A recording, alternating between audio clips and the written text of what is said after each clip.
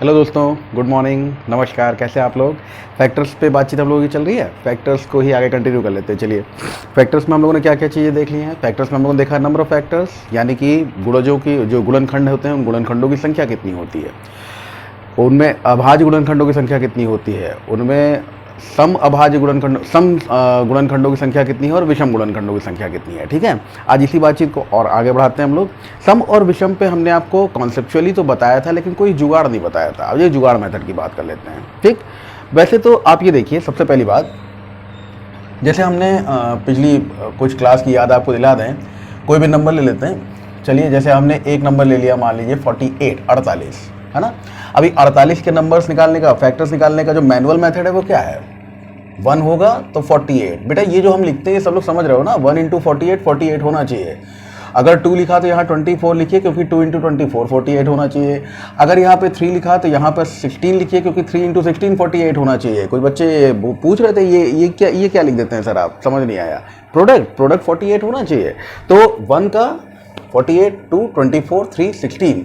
अब ये 4 से कितनी बार जा रहा है, 12 बार। 5 से जा नहीं रहा है, 6 से कितनी बार, 7 से जा नहीं रहा है, और 8 यहाँ पे दिया हुआ है। तो ये सारे फैक्टर्स उसके मिल गए। ठीक है, ये फैक्टर्स आपने निकाल लिए। 1 48, 2 तो 24, 3 तो 16, 4 तो 12 एंड 6 तो 8। अभी क्या है, इनका मल्टीप्लाई करोगे ना, 6 6 48, 12 चौक 48, 16 3 48, 24 दूनी 48, 1 48, 48 से गुणा करने पर 48। इस तरह से हम लिख रहे हैं इसको। ठीक है, अब इसमें अगर हम कहें कि अभाज्य गुणनखंड, तो अभाज्य गुणनखंड वाला हिसाब किताब क्या बताया था आपको, 48 को प्राइम फैक्टराइज कर लिया जाए, 2 से, फिर 2 से, फिर 2 से, और फिर 3 से। ठीक है ना। तो इनकी संख्या निकालने के लिए हमने आपको बताया था, इसको अगर आप पावर मल्टीपल्स के रूप में लिखोगे तो 48 को अभाज्य गुणनखंड के रूप में क्या लिख सकते हैं हम लोग, 2 की घात 4 और 3 पे घात 1, है ना। और उसके बाद हमने कहा था पावर प्लस 1 कर लीजिएगा, यानी 4 + 1 मल्टीप्लाइड बाई 1 + 1। ठीक है, तो कुल कितने हैं, 1 2 3 4 5, 5 दूनी 10। इसमें पेयर में आपको आंसर मिल रहा है 10, और यहाँ पे भी आप देख सकते हो आपको आंसर मिल रहा है 5 × 2 यानी 10 मिल गया आपको। ठीक है, तो ये चीज़ जो पिछली क्लास में हमने बताई थी, इसको थोड़ा सा रिवीजन ले लिया उसका हमने। अब यहाँ पर अगर हमसे कहा जाए कि इसमें कितने गुणनखंड हैं वो विषम है, विषम गुणनखंडों की संख्या और सम गुणनखंडों की संख्या। विषम गुणनखंडों की संख्या मैंने बताया था, 2 वाले को इग्नोर कर दीजिए, बाकी 3 पे पावर प्लस 1 कर दीजिए। तो आप देख सकते हो 3 पे पावर कितनी लगी है, 1, और 1 + 1 कितना होता है, ये हो गया सभी गुणनखंड सारे के सारे। अगर हम बात करें विषम गुणनखंडों की, तो विषम गुणनखंडों में हमने कहा था 2 को इग्नोर कर दीजिएगा, 3 पे पावर लगी है 1, यानी ये वाला हिस्सा नहीं रहेगा ना इसमें। अब क्या आएगा, 1 + 1, तो कितना हो गया, 2, 2 ही है, तो 1 और 3 2 ही है। अब अगर टोटल 10 हैं, विषम 2, तो सम कितने होंगे, 8 हो जाएंगे सम। लेकिन उनको निकालने की प्रक्रिया क्या है कि 2 वाले पे पावर प्लस 1 नहीं करना है, हमें पावर प्लस 1 नहीं करना है, यानी 4 का 4 ही लिख देना है। लेकिन जो विषम है उन पर पावर प्लस 1 करना है, तो 3 पे पावर 1 लगी हुई है, तो इस 3 पे पावर 1 को 1 + 1 यानी 4 दूनी 8। सारी बातें समझ में आ गई है ना। अब इनका योग निकालने की बात हो रही है। देखिए, मैं नंबर अलग अलग ले रहा हूँ। एक बार मैंने 72 लिया था, 72, उसके बाद 120 ले लिया, अभी 48 ले लिया। अलग अलग नंबर्स पे प्रैक्टिस आपकी होती जा रही है, आप चीज़ों को देखते जा रहे हो। अब इसमें 72, 120 ये जो नंबर्स है ना, इन पे इन सब चीज़ों को आप फिर से देखिएगा तो अपने आप आपको समझ में आ जाएगा।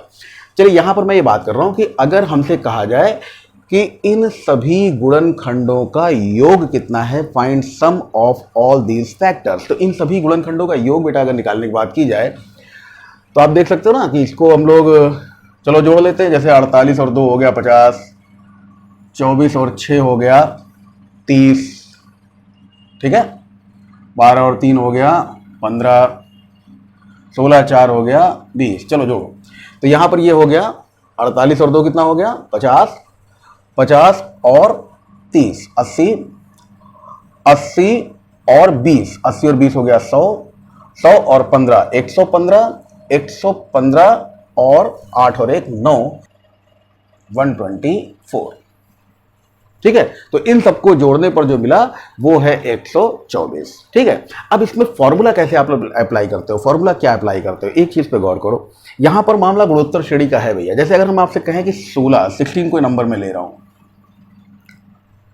तो 16 के गुणज कौन कौन से हो, गुणज बार बार मेरे दिमाग में आ रहा, पता है गुणनखंड कौन कौन से होंगे। तो 16 का गुणनखंड एक तो 1 होगा, और क्या होगा 16, 1 है तो 16, जैसे 1 है तो 48 है ना। फिर 2 है तो क्या होगा 8 होगा, 4 है तो क्या होगा 4 होगा।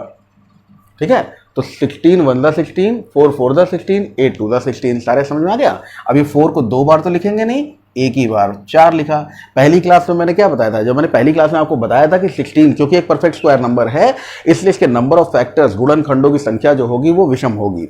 आप देख सकते हो 1 2 3 4 5, 5 ही गुणनखंड है ना इसके। मैं वहां पे नहीं ले जा रहा हूं आपको, मैं दूसरी बात करने जा रहा हूं। अगर इन पे आप गौर करें तो क्या 2 पे पावर 1, 2 पे पावर 2, 2 पे पावर 3 और 2 पे पावर 4 मिलेगा, और 1 तो मिलेगा ही मिलेगा, नहीं कह सकते हैं 2 पे पावर 0 मिलेगा।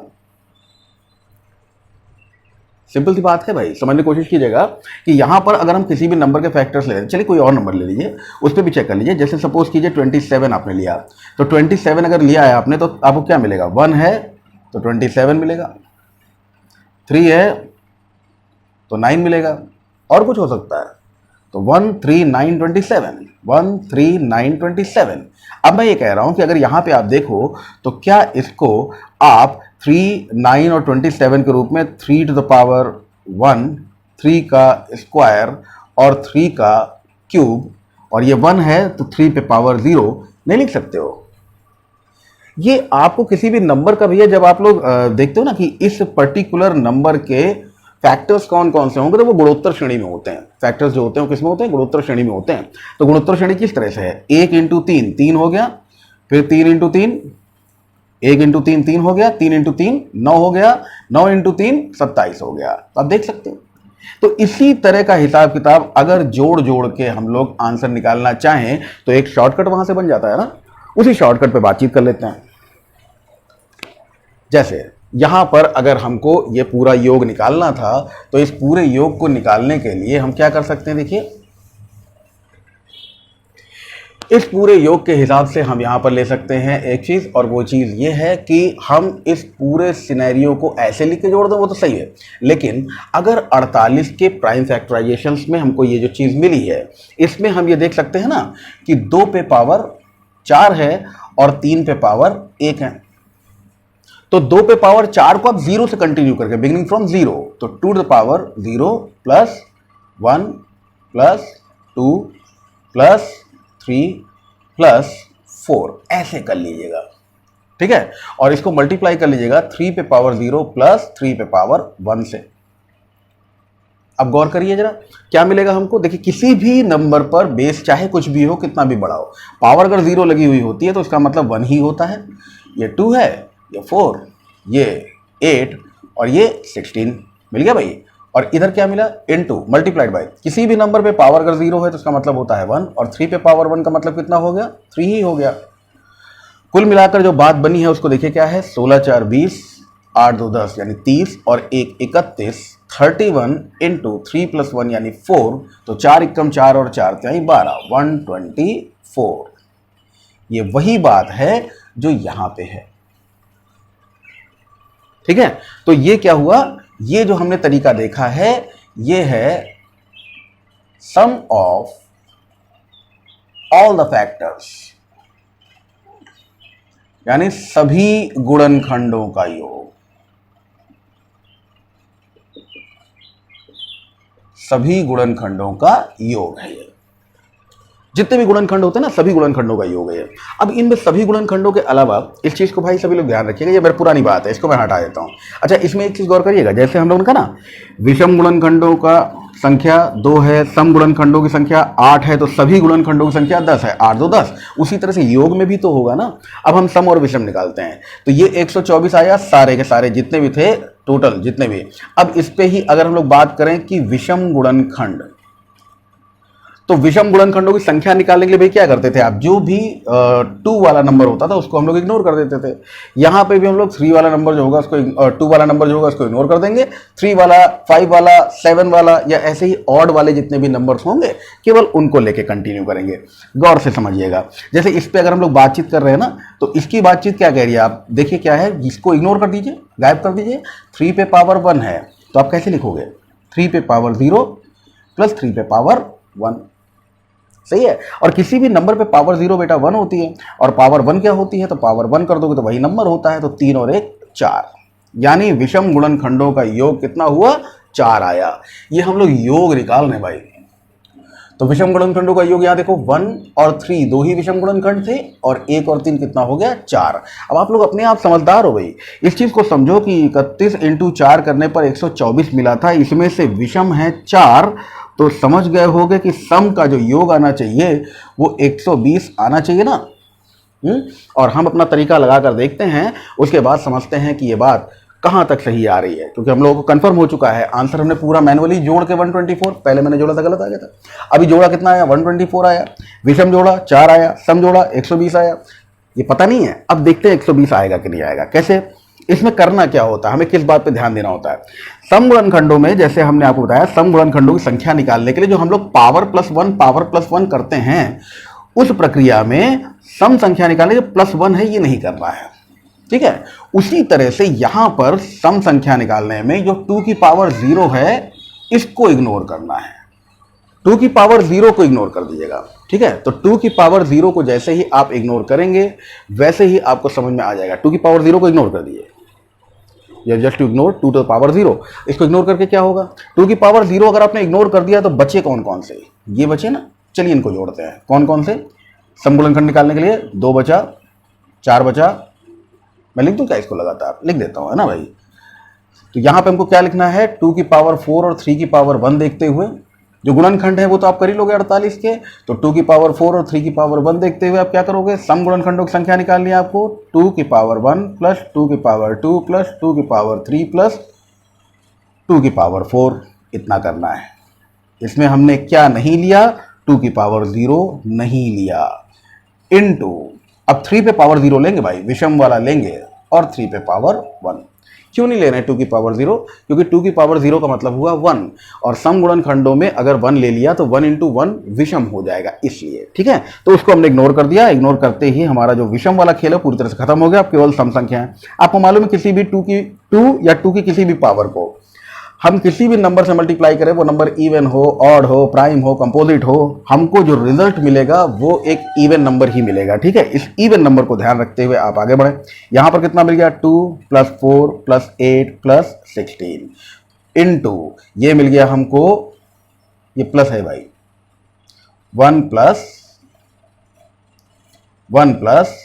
3। अब आप देखो 16 × 4 = 20, 8 × 2 = 10, 20 × 10 हो गया 30, 3 और 1 हो गया 4, 4 × 3 = 12, मिल गया 120, 120 + 4 124। यही बात मैं आपसे कह रहा था, ठीक है। झटके में एक नंबर पे और देख लेते हैं, और नंबर उठाते हैं कोई पिछला। कौन कौन से पिछले नंबर से बेटा, 72 है, 120 है, जो आपकी मर्जी वो नंबर्स ले लीजिए, ठीक है।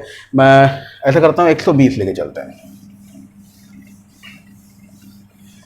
120 अगर ये नंबर ले लिया जाए, अब एक बार क्विक रिवीजन पूरी चीज का ले लीजिए, पूरी बातों का, और इसमें आपको किसी की भी जरूरत नहीं है। संख्या निकालनी हो मैनुअली निकाल सकते हैं, फॉर्मूले से निकाल सकते हैं। विषम गुणनखंडों की संख्या मैनुअली, फॉर्मूले से। सम गुणनखंडों की संख्या मैनुअली, फॉर्मूले से। योग फॉर्मूले से भी और मैनुअली भी, सब तरह से निकाल सकते हो आप लोग, ठीक है। तो अब देखो जरा, ये पूरी बात, इसको उतार भी लीजिएगा, देख भी लीजिएगा ध्यान से।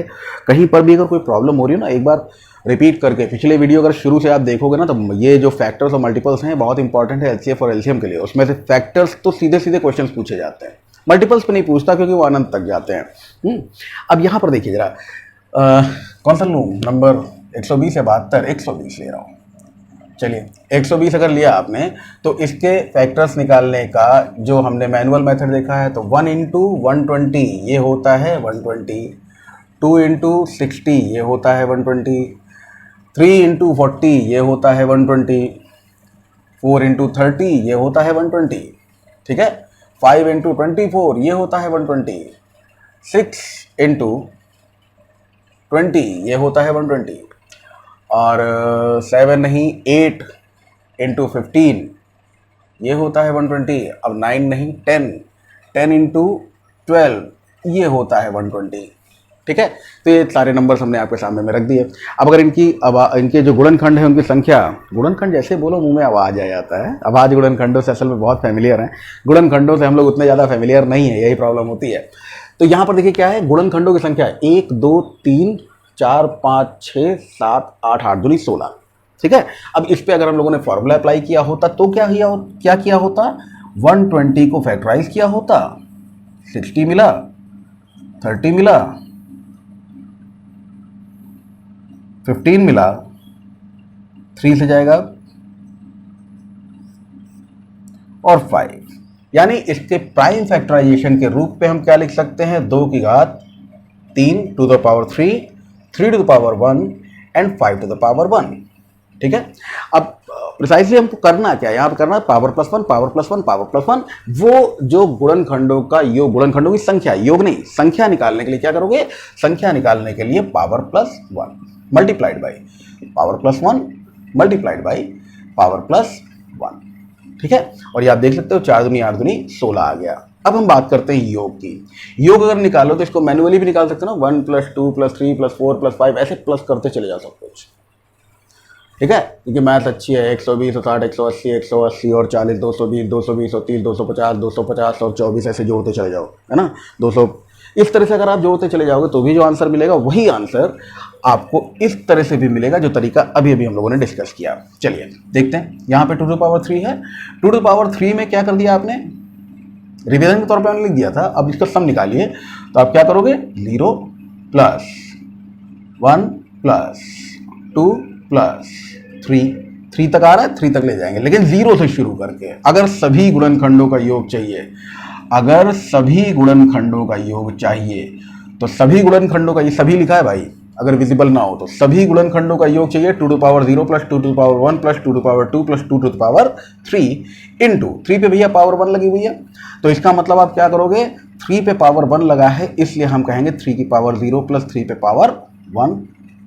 इधर वाला अब तक लिख लिया होगा आप लोगों ने, ये देखिए, इंटू 5 पे पावर, कहाँ से कंटिन्यू करोगे, 0 और फिर 5 पे पावर 1। ठीक है, तो अब जरा देखो, ये हो गया 1 प्लस 2 प्लस 4 प्लस 8, ठीक है, इंटू 1 प्लस 3 इंटू 1 प्लस 5। चलिए भाई, इतना हिसाब किताब हो गया ना।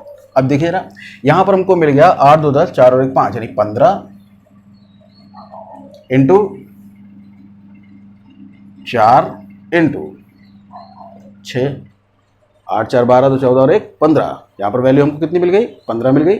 यहाँ पर कितनी मिल गई, 4 मिल गई, और यहाँ कितनी मिल गई, 6 मिल गई। ठीक है, तो अब हम कर लें 15 चौको 60 और ओवरऑल आंसर मिल गया हमको 360। 15 4 60, 60 इंटू 6 360। ओके भाई, तो ये वैल्यू आप जो पाएंगे क्या है, सभी गुणनखंडों का योग। फैक्टराइजेशन बेटा कैसे होता है वो मैंने आपको बता रखा है पहले, इसमें कोई दिक्कत वाली बात नहीं है। अब इसी बात को जरा मिला जुला के देख लो, विषम अगर निकालना हो, ऊपर मैंने इसीलिए लिख दिया सारे के सारे जोड़ोगे 360 आएगा। विषम अगर जोड़ने हैं तो कौन कौन से विषम है भाई, 1 है, 3 है, 5 है और 15 है। ऐसे ही जोड़ लो, अगर मैनुअली निकालना है तो ऐसे ही जोड़ लो, कोई दिक्कत नहीं। फॉर्मूले से जोड़ना हो तो ये जो 2 की पावर वाला हिस्सा है इसको इग्नोर कर दो, बाकी इतना लेके चलना है, ये समझ गए हो। यानी क्या लेके चलना है विषम के लिए, 3 की पावर 0 प्लस 3 की पावर 1 इंटू 5 की पावर 0 प्लस 5 की पावर 1। यानी यहाँ पे आपको वैल्यू कितनी मिल जाएगी, 1 प्लस 3 इंटू 1 प्लस 5। अब देखो 3 और 1 4 हो गया, 5 और 1 6 हो गया, 6 4 24। ठीक है, तो ये हो गया 6 चौक 24, 24 आ गया ना। अगर इसी तरह से आपको सम गुणनखंडों का योग निकालना हो,